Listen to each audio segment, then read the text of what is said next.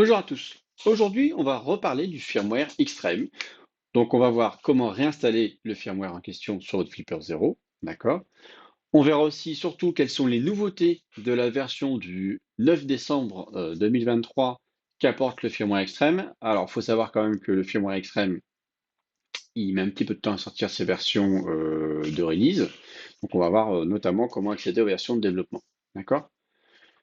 Donc, le firmware Extreme, on va le représenter rapidement. C'est le firmware que moi j'utilise principalement sur mon Flipper Zero parce qu'il incorpore pas mal de nouveautés et d'améliorations par rapport au firmware officiel. Donc, il faut savoir qu'on a d'autres firmware non officiels tels que le firmware Unleash, qui est très utilisé aussi, et le firmware Roguemaster. Voilà. Donc, le firmware Extreme, il arrive en version 0052 et je vais vous montrer tout de suite comment on installe ce firmware Extreme. Et pendant qu'il s'installe, on va discuter un petit peu des nouveautés et après je vais vous montrer certaines nouveautés. Donc pour l'installer, déjà, il vous faut télécharger la version. Donc vous allez sur la page que vous retrouverez dans la description de la vidéo. Vous allez sur l'onglet Release. On va refaire ça du début, c'est plus simple. Vous allez directement, sinon vous cliquez sur la Release. Hop. Une fois que vous avez cliqué dessus, vous cliquez sur QFlipper Package. Moi, c'est comme ça que je vais l'installer. Alors, eux, ils vous proposent d'installer sinon avec le Web Editor de Chrome. Moi, j'aime bien faire avec le QFlipper. Donc, une fois que vous êtes sur, vous avez branché votre flipper, alors pour rappel, hein, j'utilise l'application QFlipper, ce qui me permet de, une fois que j'ai branché mon flipper en USB, de vous faire quelque chose de beaucoup plus lisible et visible. Donc, on va faire back, on va faire install from file. Voilà. On sélectionne, on ne détarre pas le fichier. Vous faites juste ouvrir. On va lui demander d'installer. Alors, ce qui est bien, c'est que là, je voulais l'installer juste avant d'enregistrer la vidéo pour le tester un petit peu, etc. Euh, Vous pouvez réinstaller par-dessus autant de fois que vous voulez. On m'avait posé la question du downgrade de firmware. Alors, autant sur l'officiel, c'est un peu compliqué et j'en vois pas trop la raison. Autant sur le Extreme ou Unleash ou officiel, vous pouvez juste réinstaller le firmware. Vous faites un process d'install, ça va changer la version du firmware. Ça va gérer les downgrades correctement s'il le faut, etc. Il n'y a pas de souci du tout. D'accord? Donc pendant que ça s'installe, c'est un petit peu long, hein. C'est pas le but premier d'un Flipper Zero de faire des installations de firmware ultra rapides. On va revenir un petit peu sur le temps de latence. Donc le dernier firmware Extreme stable officiel était daté du 1er septembre. Donc on a quand même une grosse latence, hein. On a 2 mois, euh, 2 bons mois de latence entre les deux versions du firmware. Ce qui se concrétise notamment par 6 versions officielles stables d'écart. Je ne suis pas allé voir chez Unleash comme ils avaient fait de versions du firmware depuis. Donc il y a quand même un gros laps de temps. Il faut savoir que sur le firmware officiel, on a accès au hub. Je vous avais fait une vidéo là-dessus, le catalogue hub. Je vais vous la remettre en lien à travers en haut à droite de votre écran, qui notamment permettait via smartphone de choisir dans le catalogue hub d'installer des applications. Il faut savoir que le firmware Extreme vient ajouter pas mal d'applications par défaut. Vous allez avoir les BLE spam, par exemple, qui vont être dedans, qui est un peu la grosse nouveauté de ce firmware, c'est qu'on a le BLE spam qui est intégré par défaut. Pas besoin de passer par la version développement ou par la compilation de l'application, comme je vous avais montré dans une autre vidéo, comment compiler une application pour l'installer sur votre firmware. Donc là, on a vraiment quelque chose d'un peu de plus simple, c'est déjà dans le package, d'accord? En autre nouveauté, j'ai le temps que ça s'installe, c'est un petit peu long, hein. Qu'est-ce qu'on avait? Donc le label spam, on avait un UHF RFID. Donc là, c'est d'autres applications qu'il faudra qu'on voit comment les utiliser, parce que ça va demander notamment le SP32 GPS, bah, des cartes GPIO supplémentaires, etc. D'accord? Comme l'UHF RFID, ça va demander là aussi des extensions GPIO pour pouvoir les avoir. Après, ils sont en train de changer leur manière de faire les systèmes, les applications système, pour que ce soit plus simple à maintenir pour eux et à mettre à jour. On va le voir juste après, on a une modification, le bad keyboard en fait de dossier. Donc quand vous avez démarré votre bad USB, bad keyboard, il vous demande de faire une action au préalable. Quelques modifications d'interface, à savoir que Quand ils font ici un OFW, ça veut dire que c'est le firmware officiel qui a donné cette nouveauté dans le firmware extrême. Et quand on a un UL, c'est un Unleash. Et quand vous aviez un RM, c'était du Roguemaster. Voilà, tout simplement. Donc pas mal de modifications sur le NFC, notamment sur l'émulation. Moi, c'est vrai que depuis que j'ai fait la mise à jour, je suis capable d'émuler un batch Verifure. Je n'étais pas capable de faire avant. Donc c'est assez impressionnant, surtout qu'il a juste besoin de l'UID, il le prend, on l'émule, en 2 secondes, il l'a copié, et en 2 secondes, on arrive à l'émuler. C'est impressionnant et inquiétant. L'une des grosses mises à jour importantes qu'ils ont fait, à mon sens, et qu'il y avait déjà un petit peu avant dans le premier, c'est au niveau du sub-gigahertz, de l'application sub-gigahertz. On va pouvoir maintenant, dès qu'on la lance, lire tous les protocoles. Typiquement, avant, pour lire les stations météo, c'était quelque chose de séparé. Donc, si vous preniez votre Flipper Zero dans la poche et vous essayez de capter des flux radio qui arrivent, je rappelle qu'à capter des flux radio, il n'y a rien d'illégal parce que ce sont des données qui sont disponibles au cas de vent, d'accord? C'est les rejouer dans un but malveillant qui est illégal, d'accord? Euh, donc, capter une station météo qui émet, qui n'est pas chiffrée, il n'y a rien de répréhensible.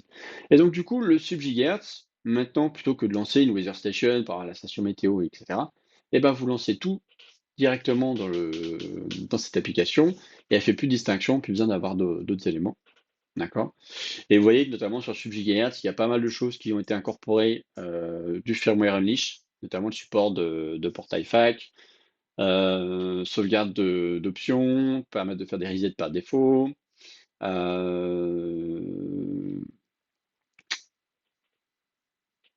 euh, il y a plus d'ajouts manuels et d'options d'ignorement. Donc, pour les ignores quelque chose, vous allez voir, c'est très intéressant et très pratique aussi. Et du firmware officiel, on a un Master Code Protocol qui a été ajouté. Et après, on a plusieurs autres applications qui ont été mises à jour. Donc, je mis à jour Evil Portal, Wi-Fi Marauder, le SP Flasher, une application GPS, du barcode, du MIFARE, etc. Pas mal, pas mal, pas mal. Vraiment beaucoup de choses. D'accord? Qui ont été refaites. Chez Gigahertz Remote, ils ont refait un petit peu de travail visiblement de design dessus. Je suis pas allé voir toutes les applis, parce que je n'utilise pas vraiment tout, hein, parce qu'il y a des applications, typiquement le RGB Backlight, je m'en fous complet. Voilà, je m'en moque. Par contre, on a des choses, on a des mises à jour sur les télécommandes universelles, donc ça peut être intéressant. Et sur firmware officiel, ils ont refait un peu de refactoring de pas mal de choses. Et on a quelques correctifs sur les playlists du sub-gigahertz, sur les flags pour ignorer des éléments, voilà, qui est compatible avec le firmware officiel. On a des settings complémentaires ou fixés surtout sur la partie extreme setting, parce que le firmware extreme a ses propres settings en plus des settings par défaut. Et en termes de fixe du firmware officiel, on a des fixes sur le Bluetooth, sur l'interface, sur les e-buttons, dont j'ai toujours pas parlé, j'en ai pas. Il faudrait que je regarde pour en mettre la main dessus. Sur du RFID, sur les problèmes de stockage, il y a des problèmes de stockage. Et en sub-gigahertz, quelques fixes généraux. Voilà. Et ils ont retiré quelques applications, donc Poxide par exemple, ils l'ont complètement retiré, Weather Station, ils l'ont retiré aussi, etc. Mais ils ont expliqué que ça a été retiré pour être fusionné dans sub-gigahertz. D'accord? Il y a aussi quelques issues encore qui traînent, notamment celle-là. J'avais vu un commentaire là-dessus dans une vidéo. Oui, en effet, moi j'ai testé aussi de rescanner des cartes bancaires que j'avais à disposition, donc des Visa, des Mastercard, plus ou moins récentes.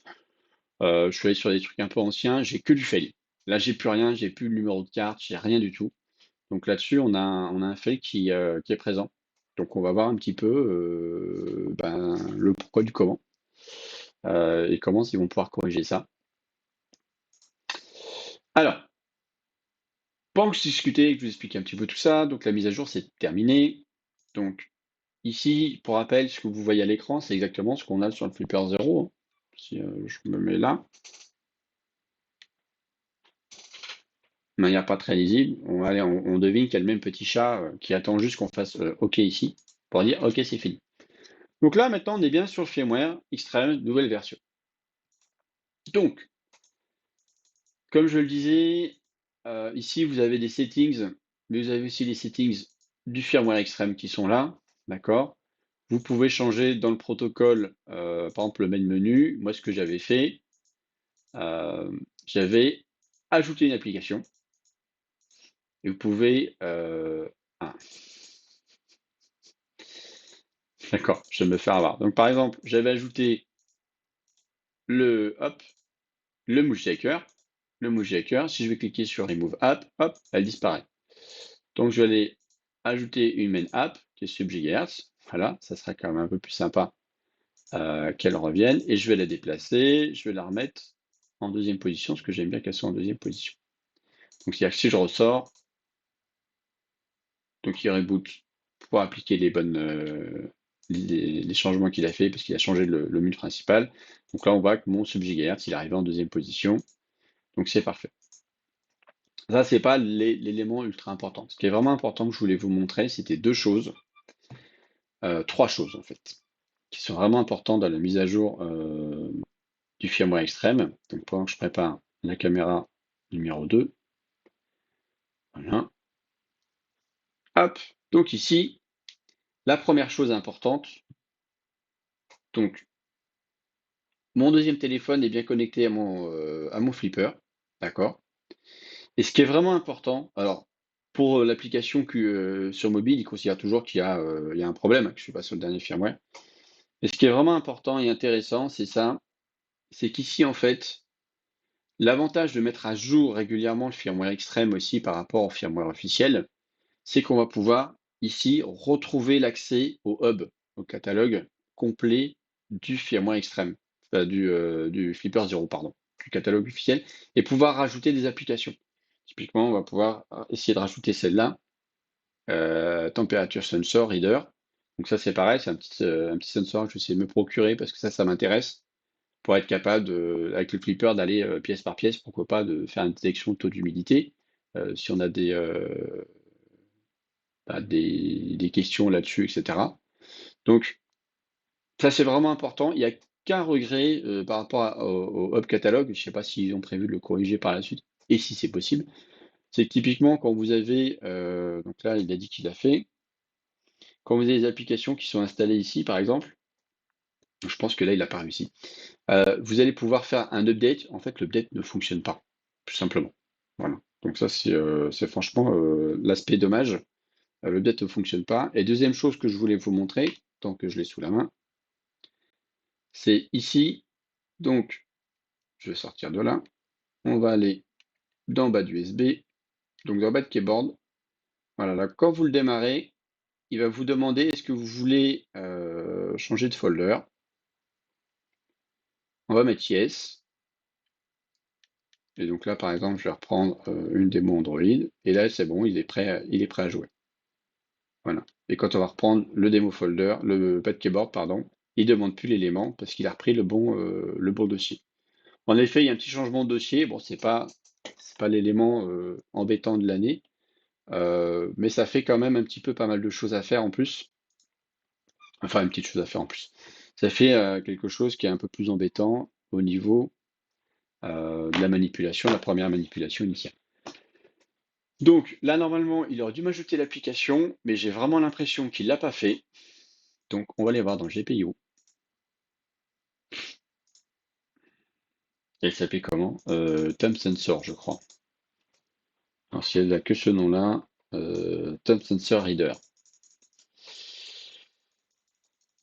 Et je ne la vois pas. Wire Tester. Reader. J'ai un Time-Life sans GPIO. Donc j'ai envie de vous dire que c'est un menteur pour le coup. Voilà. Je crois qu'il me faut un fail par vidéo. On l'a celui-là. Euh, donc voilà, c'est assez embêtant parce que c'est vrai on a l'impression qu'on va pouvoir réactiver, reprendre des applications depuis Distancer. Ouais, j'ai le Wire Tester, mais j'ai pas celui que je voulais installer là. Alors qu'il m'a dit qu'il l'a fait, mais il ne l'a pas fait. Donc c'est un peu dommage parce que c'est vrai que c'est quelque chose qu'on a perdu. Donc par contre, rien ne vous empêche de repasser sur le firmware officiel, d'installer les applications avec le hub et de remettre le firmware extrême. Ça fait quand même pas mal de manip pour pas grand-chose. On va pas se le cacher. Donc ça, c'est pas fou, fou, fou, fou, fou, fou. D'accord?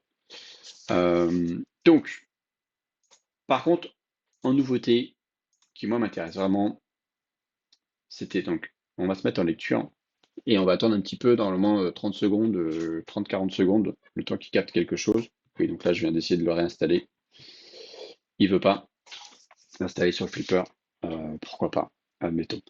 Donc, ici, si ça marche pas, faut que je relance tout. J'ai des petits soucis, je me suis rendu compte avec mon flipper là-dessus. Donc, ce qu'ils ont fait, c'est qu'ils ont donc tout fusionné, notamment les stations météo, le captage des stations météo et d'autres protocoles directement dans l'application SubGigahertz, ce qui nous permet d'éviter d'avoir à sortir certaines applis, à revenir dans d'autres, etc. Ce qui simplifie quand même vachement la vie. Donc là, j'aurais dû l'avoir. Qu'est-ce qu'on avait aussi? Oui, on avait donc le fameux BLE Spam dont j'avais déjà parlé, qui est intégré maintenant par défaut dans l'application. Mais surtout, ce qui va nous éviter, ici, ce qui est intéressant, dans les settings du SubGigahertz, c'est qu'on peut activer le bin row, toujours comme on avait l'habitude. Et surtout, c'est qu'on va pouvoir ici faire ignorer certains paramètres. On va ignorer Starline, on va ignorer tout ce qui est voiture, on va ignorer Magellan, tout ce qui est Primestone, on va essayer de l'ignorer. Moi, j'ai pas mal de flow RS, par exemple, Nice Flow One, on va pouvoir les ignorer. C'est-à-dire que si je veux tester des appels de télécommande qui ne sont pas des nice flow et je sais que par exemple, je sais pas, j'ai quelqu'un chez moi qui rentre, qui a mon bip, qui ouvre le bip et je veux pas voir ça popper, je peux le désactiver. Et surtout, ignorer les weather stations, c'est-à-dire je vais pouvoir le dire, t'arrêtes avec les weather stations parce que typiquement quand je vais faire des tests de chez moi, c'est quelque chose que je vais bloquer, d'accord? Ou même quand je vais faire dans la rue pour voir un peu ce qu'on peut choper comme signaux, etc. Toujours une fois encore de manière totalement légale. J'insiste là-dessus parce que j'ai un petit problème sur un short. Euh, Vous pouvez lui dire d'ignorer les stations météo, parce que moi, là où je suis, me balader en centre-ville, par exemple, sur 1 kilomètre, je chope déjà une quinzaine de stations météo. Alors c'est bien, ça me permet de voir l'évolution de la température et la fiabilité de certaines stations météo. Euh, mais voilà, si c'est pas ce que je recherche comme signal, ça va plutôt m'embêter plus qu'autre chose. D'accord? Et on a pas mal de choses comme ça qui ont été possiblement désactivée. Donc là, forcément, elle veut me faire mentir, elle veut pas capter la station météo du voisin qui est juste à côté pourtant et qui capte très très bien d'habitude. Et ça, c'est normal, c'est l'effet démo numéro 2. Voilà. Alors là, j'ai eu un binôme. C'est rigolo ça. Euh, donc voilà. Mais j'ai pas la station météo que j'aurais bien voulu avoir. Donc, pendant que ça fail, ce que je vous propose, c'est vu que le firmware extrême, il est quand même très long pour sortir des nouvelles releases. Voilà. Donc là, on a la station météo de mes voisins. Donc là, il fait 9,8 degrés avec une humidité à 10%. Donc l'humidité, c'est du fake. Sur certaines stations météo, le flipper ne sait pas faire. Ou la station météo, on voit toujours 10%. Enfin, elle envoie toujours 10%. Donc vous pouvez le sauvegarder. L'utilité, je ne sais pas trop pour l'instant. Ce qui peut être intéressant, c'est de sauvegarder, de leur envoyer une modifier la valeur. Par exemple, je ne sais pas, on peut essayer d'afficher 25 degrés sur la station météo. Et à faire sur la vôtre, hein, bien entendu, parce que là, on sort un peu du cadre légal. Donc voilà, c'est des choses qu'on peut faire. Et si je veux plus la voir, par exemple, je vais faire ici, hop, off, et comme ça, elle ne va pas se reproposer dans 30 secondes. Normalement, je ne vais pas revoir popper Thermopro TX4. D'accord? Donc ça, c'est l'avantage. Maintenant, comme je l'ai dit au préambule, le problème du du firmware extrême, pardon, c'est qu'ils ont mis 6 versions officielles à sortir la leur de release. Notamment, ils sont passés à côté de l'implémentation par défaut du BLE Spam. On a mis pas mal de temps pour l'avoir. Moi, j'avais dû passer sur le firmware extrême en version développeur. C'est ce que je vais vous montrer maintenant, comment on peut faire pour aller sur le firmware développeur, la version en développement du firmware extrême. Donc pour ça, vous devez rejoindre leur Discord. D'accord? Une fois que vous avez rejoint leur Discord, vous avez un canal qui s'appelle Reaction Role. D'accord? Une fois que vous êtes dessus, vous cliquez sur Dev Updates. OK? Et dans Dev Updates, vous allez avoir accès à ce canal-là. Et dans ce canal-là, vous allez avoir accès aux firmware directement disponible, par exemple là en tar, qui va permettre de l'installer comme je viens de le faire là, exactement. Donc vous voyez là le dernier, il est tout simplement d'il y a 3 heures ce matin. Donc c'est plutôt pas mal. Donc vous voyez là, j'ai pas eu de nouveau de bip, donc ça veut dire que c'est parfait. Voilà, c'est tout ce que je pouvais vous dire sur le firmware Extreme. Ça reste pour moi l'un des meilleurs firmware pour le Flipper 0, vraiment à utiliser. Et je vous recommande d'au moins l'essayer entre ça et le firmware officiel. Je fais beaucoup moins ce que je faisais avant, c'est-à-dire switcher de l'officiel à l'Extreme. Là, typiquement, je vais le faire parce que je vais vouloir réinstaller ce que je voulais faire, le TMP Sensor. Donc, je vais migrer. Voilà, pour pouvoir installer l'application. Ou je vais voir si je peux pas l'installer comme je vous l'avais montré dans une vidéo. Voilà. N'hésitez pas si vous avez des questions ou autres. Voilà. Ah, j'ai oublié, je le remets. Je le mets peut-être un peu tardivement, mais je le remettrai dans la description de la vidéo. Disclaimer pour les vidéos, si les présentations ne sont qu'à but éducatif, bien entendu. D'accord, hein. C'est mon petit disclaimer. Si vous avez des commentaires, n'hésitez pas. J'essaie toujours d'y répondre. Si je réponds pas, c'est parce que je réfléchis au truc ou j'essaie de vous proposer une vidéo à la question que vous m'avez posée, ou des fois j'ai pas la réponse. Ça m'arrive aussi, souvent d'ailleurs. N'hésitez pas à nous rejoindre sur le Discord. On commence à être de plus en plus nombreux. N'hésitez pas à vous abonner à la chaîne, à faire des commentaires, des likes, etc., à partager les vidéos. Je vous en remercie. Tout à fait. Et puis, on est déjà 2200, c'est super, c'est génial. Voilà. Et ben, je vous dis à très bientôt dans d'autres vidéos. Ciao!